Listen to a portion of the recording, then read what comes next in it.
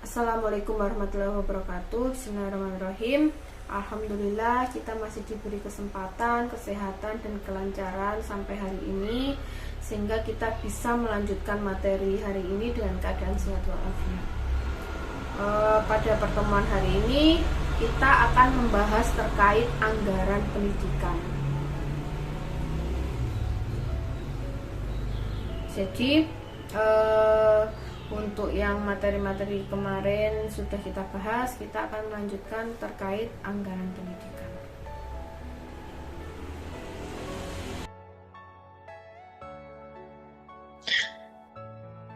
Jadi anggaran pendidikan setiap yang dilakukan itu harus adanya anggaran, termasuk juga pendidikan. Penyelenggaraan pendidikan, anggaran ini adalah komponen yang sangat penting ya untuk proses layanan jasa pendidikan. Anggaran menjadi salah satu instrumen penentu terlaksananya kegiatan atau tidak pendidikan itu.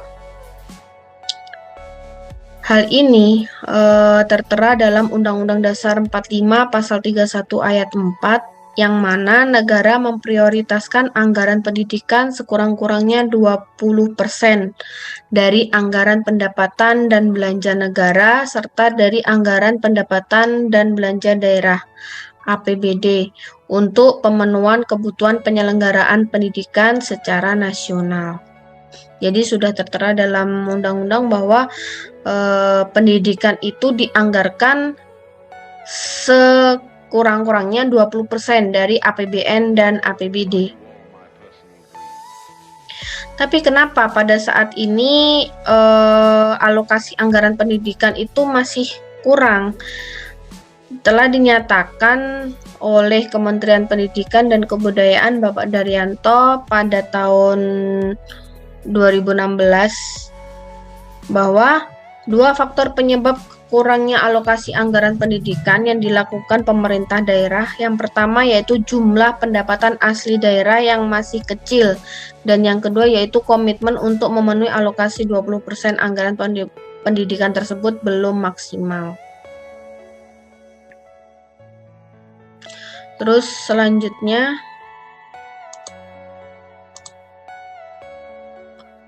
adalah konsepsi anggaran pendidikan. Menurut Nanang Fatah tahun 2006 menjelaskan bahwa penyusunan anggaran budget merupakan rencana operasional yang dinyatakan secara kuantitatif dalam bentuk satuan uang yang digunakan sebagai pedoman dalam melaksanakan kegiatan-kegiatan lembaga dalam kurun waktu tertentu. Menurut Undang-Undang Nomor 8 Tahun 2016 tentang Anggaran Pendapatan dan Belanja Negara Pasal 1 Ayat 39 mendefinisikan bahwa anggaran pendidikan adalah alokasi anggaran pada fungsi pendidikan yang dianggarkan melalui kementerian negara atau lembaga, alokasi anggaran pendidikan melalui transfer ke daerah dan dana desa, dan alokasi anggaran pendidikan melalui pengeluaran pembiayaan termasuk gaji pendidik, tetapi tidak termasuk anggaran pendidikan kedinasan untuk membiayai penyelenggaraan pendidikan yang menjadi tanggung jawab pemerintah. Sedangkan di tingkat provinsi, kabupaten, dan kota masing-masing juga memiliki sumber anggaran yang dikenal dengan anggaran pendapatan dan belanja daerah.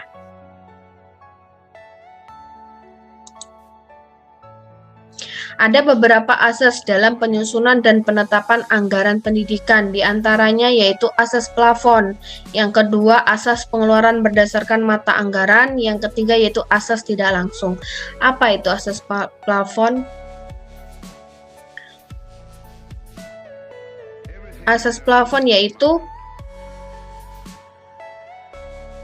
anggaran belanja yang boleh diminta itu tidak boleh melebihi jumlah tertinggi yang telah ditentukan. Jadi ada batasan-batasan untuk anggaran belanja. Terus yang kedua yaitu asas pengeluaran berdasarkan mata anggaran. Artinya apa? Bahwa pengeluaran pembelanjaan harus didasarkan atas mata anggaran yang telah ditetapkan. Jadi ada ketentuan-ketentuan tertentu terkait anggaran ya. Untuk selanjutnya yaitu asas tidak langsung. Apa itu asas tidak langsung? Yaitu suatu ketentuan bahwa setiap penerima uang tidak boleh digunakan secara langsung untuk suatu keperluan pengeluaran menurut Setiorini tahun 2015.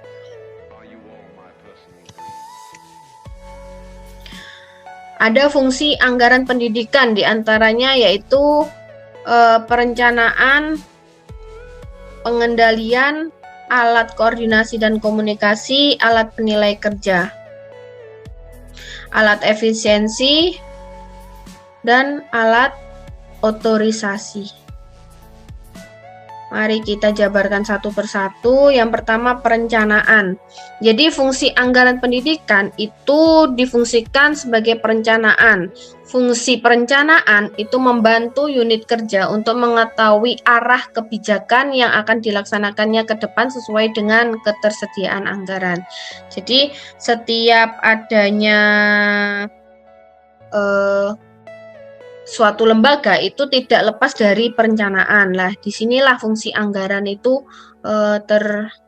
terwujud ya, tercapai. Jadi dari anggaran pendidikan itu apakah anggaran pendidikan itu mengacu pada tujuan dari lembaga pendidikan tersebut atau tidak. Jadi adanya perencanaan. Yang kedua yaitu pengendalian. Jadi di sini fungsi anggaran itu difungsikan untuk mengendalikan yang dimana untuk menghindari pengeluaran yang berlebihan atau pemborosan. Selain itu juga difungsikan untuk menghindari penggunaan anggaran yang tidak proporsional, yaitu diharapkan dengan adanya anggaran pengeluaran itu tepat guna, terus efisiensi dan efektif. Jadi fungsi dari anggaran itu untuk pengendalian pengeluaran di suatu lembaga pendidikan. Jadi untuk mengendalikan ya, apakah pengeluaran itu efisien dan efektif atau tidak, tepat guna atau tidak. Jadi untuk mengendalikan hal tersebut. Yang ketiga yaitu alat koordinasi dan komunikasi. Jadi anggaran di sini itu dokumen anggaran yang komprehensif bisa mendeteksi dan mengkoordinasi tugas apa saja yang harus dijalankan oleh unit-unit kerja atau bagian-bagian lainnya. Sehingga diharapkan ketika adanya anggaran pendidikan ini tidak keluar dari tupoksi atau tugas ganda yang tidak ada urusan, yang tidak terdistribusi dengan baik ke semua lini dalam organisasi. Jadi dengan adanya anggaran ini diharapkan adanya koordinasi dan komunikasi yang baik. Jadi tidak keluar dari tupoksi masing-masing unit di lembaga pendidikan. Untuk selanjutnya yaitu alat penilai kinerja. Alat penilai kinerja itu bagaimana? Jadi dengan adanya anggaran pendidikan itu bisa dijadikan barometer setiap unit apakah sudah bekerja sesuai dengan target dan sasaran kerja atau tidak. Jadi ketika adanya anggaran itu difungsikan sebagai alat kinerja, apakah setiap unit itu sudah bekerja sesuai dengan tujuan masing-masing unit atau belum. Hal ini disebabkan dalam penyusunan rencana kerja telah disesuaikan dengan anggaran yang dibutuhkan, sehingga efektif atau tidaknya pelaksanaan program terlihat dari penyerapan atau belanja anggaran dalam menuntaskan kegiatan atau program. Jadi disimpulkan ketika penyerapan anggaran itu maksimal, maka kerja dari unit tersebut juga maksimal. Seperti itu. Jadi menjadi tolak ukur penilaian kinerja unit tersebut dengan adanya anggaran tersebut. Yang kelima yaitu alat efisien atau motivasi ya. Jadi anggaran pendidikan dapat menantang hal-hal yang masuk akal untuk dikerjakan secara efisien. Suatu anggaran hendaknya tidak terlalu tinggi sehingga sulit untuk dibiayai atau dibelanjakan. Akan tetapi juga jangan terlalu rendah sehingga sulit dilaksanakan. Dengan demikian, ketepatan anggaran bisa menjadi motivasi bagi pegawai untuk bekerja karena didukung dengan anggaran yang memadai. Jadi sebagai motivasi ya, ketika ada anggaran untuk suatu kegiatan, lah hal itu diharapkan kegiatan itu akan berjalan secara maksimal dan kinerja dari katakanlah panitia itu juga maksimal dalam kegiatan tersebut. Jadi anggaran tersebut itu dapat digunakan untuk memotivasi bahwa anggaran yang sudah dianggarkan itu dapat diserap secara maksimal. Seperti itu. Yang keenam yaitu alat otorisasi. Dengan berbagai fungsi anggaran pendidikan yang disebutkan itu, maka pengelola pendidikan bisa mengestimasi anggaran yang dibutuhkan secara ideal. Jadi alat otorisasi itu, anggaran pendidikan itu adalah digunakan sebagai alat untuk memberikan instruksi ya, memberikan otorisasi pengesahan. Jadi ketika sudah adanya anggaran pendidikan, maka diharapkan hal itu tuh sudah disahkan, kegiatan tersebut itu sudah diizinkan untuk dilakukan sebagai oleh karena itu anggaran pendidikan itu digunakan sebagai alat otorisasi. Untuk selanjutnya yaitu bentuk-bentuk desain anggaran pendidikan. Jadi ada beberapa bentuk desain anggaran pendidikan, diantaranya yaitu anggaran butir per butir.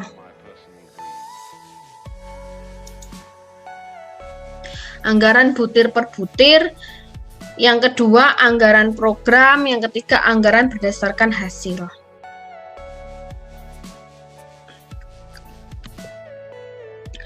Anggaran butir per butir itu seperti apa? Yaitu bentuk anggaran pendidikan yang paling simpel dan banyak digunakan para perencana anggaran pendidikan. Dalam bentuk ini, setiap pengeluaran dikelompokkan berdasarkan kategori-kategori, misalnya gaji, upah, honor menjadi satu kategori, satu nomor atau satu butir. Ini bentuk-bentuk anggaran pendidikan ya. Menurut Imron MC pada tahun 2016. Yang kedua yaitu anggaran program. Bentuk anggaran yang dirancang untuk mengidentifikasi biaya setiap program layanan pendidikan. Pada anggaran biaya butir per butir dihitung berdasarkan jenis butir item yang akan dibeli atau layanan yang dikerjakan, sedangkan pada anggaran program, biaya dihitung berdasarkan jenis program. Misalnya seperti ini. Jika dalam anggaran butir tersebut gaji guru itu dianggap item nomor 1, sedangkan dalam anggaran laporan disebut gaji untuk perencanaan pengajaran IPA, hanyalah satu komponen. Jadi kalau butir per butir itu langsung gaji gitu ya, gaji guru. Tapi kalau untuk yang anggaran program itu adalah disebutkan ya, untuk pengajaran IPA. Jadi ada gaji untuk perencanaan pengajaran IPA, untuk pengajaran matematika dan lain sebagainya. Untuk selanjutnya, anggaran berdasarkan hasil merupakan bentuk anggaran yang dirancang sesuai dengan nama. Bentuk anggaran ini menekankan hasil kerja, layanan, atau fisik yang dibuat dan bukan pada keterperincian dari suatu alokasi anggaran.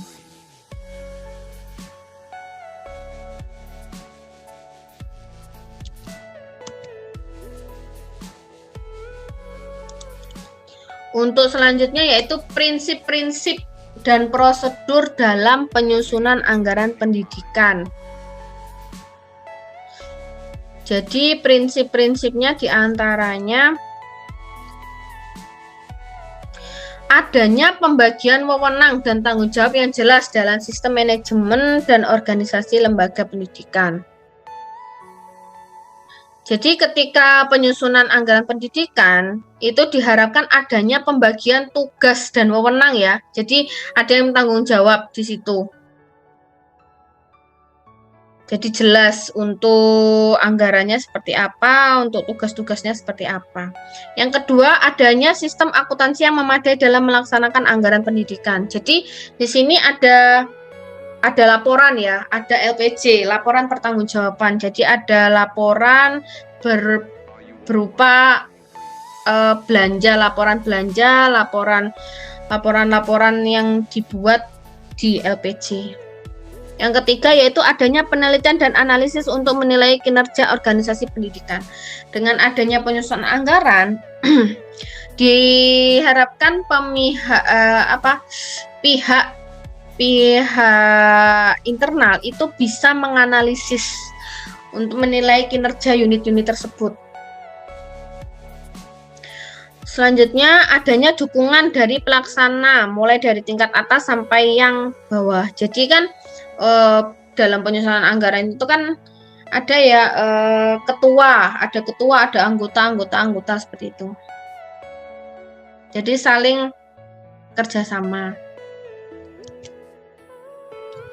Oke, untuk selanjutnya yaitu tahapan-tahapan dalam penyusunan anggaran. Jadi penyusunan anggaran itu memiliki beberapa tahapan ya. Yang pertama yaitu mengidentifikasi kegiatan-kegiatan yang akan dilakukan selama periode anggaran. Jadi akan melakukan kegiatan apa saja nih tahun 2021.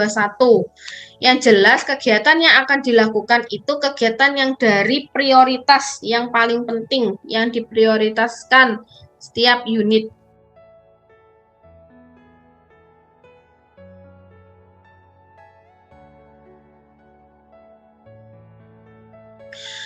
Terus selanjutnya mengidentifikasi estimasi sumber penerimaan dalam bentuk uang, barang, atau pinjaman dan pengeluaran menurut rencana operasional lembaga pendidikan.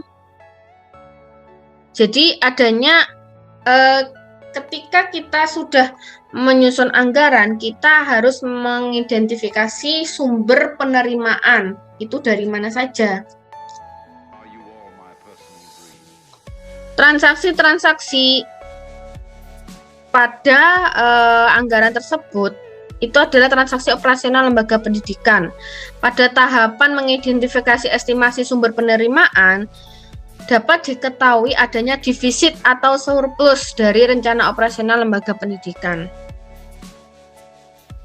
Jadi ketika adanya pengidentifikasian estimasi sumber penerimaan, nanti akan diketahui apakah lembaga pendidikan tersebut nanti dengan anggaran tersebut itu akan defisit atau surplus seperti itu. Untuk selanjutnya, menyusun perkiraan atau estimasi kebutuhan dana atau sumber-sumber dana lainnya yang diperlukan untuk menutup kebutuhan kas dari rencana operasionalnya.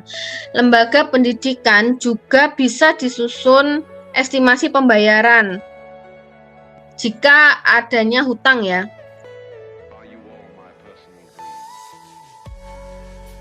Jadi akan di tahapan ini itu kita mengestimasi kebutuhan dana. Kebutuhan dananya berapa? Oh, butuh pinjaman dana dari luar atau sudah cukup? Biasanya kalau di sini karena kita itu lembaga pendidikannya belum mengelola keuangan secara individu, masih terpusat. Maka untuk kebutuhan dana ya kita akan menuliskan kebutuhan dana yang sebenarnya, maksudnya untuk masalah pinjaman dan lain sebagainya itu bukan kita lagi. Jadi kita berapa nih dananya? Oh, saya menganggarkan kegiatan ini dananya sekian. Nanti untuk pihak pusat menyetujui atau tidak atau ada pengurangan dari anggaran itu biasanya pusat yang menentukan. Yang keempat, menyusun kembali estimasi keseluruhan penerimaan dan pengeluaran setelah adanya transaksi finansial dan budget kas. Ini merupakan gabungan dari transaksi operasional dan transaksi finansial yang menggambarkan estimasi penerimaan dan pengeluaran kas keseluruhan di lembaga pendidikan. Jadi, di sini itu akan mengestimasikan penerimaannya nanti berapa, pengeluarannya nanti berapa. Setelah itu memformulasikan anggaran dalam bentuk format yang telah disetujui dan dipergunakan oleh instansi tertentu. Setelah itu dimasukkan ke anggaran. Jadi ada TOR ya, kalau kita rancangan anggaran. Jadi ada formatnya. Setelah itu menyusun usulan anggaran untuk memperoleh persetujuan dari pihak yang berwenang. Jadi kita usulkan, katakanlah dari prodi MPI atau dari prodi tertentu mengusulkan anggaran ke fakultas, nanti fakultas ke institusi. Setelah itu melakukan revisi usulan anggaran. Lah di sini nanti ketika biaya yang dianggarkan itu terlalu besar, itu nanti akan dipangkas. Jadi nanti ada revisi atau ketika kegiatan tersebut itu kurang dibutuhkan saat ini, maka bisa juga kegiatan di prodi tersebut akan dihilangkan.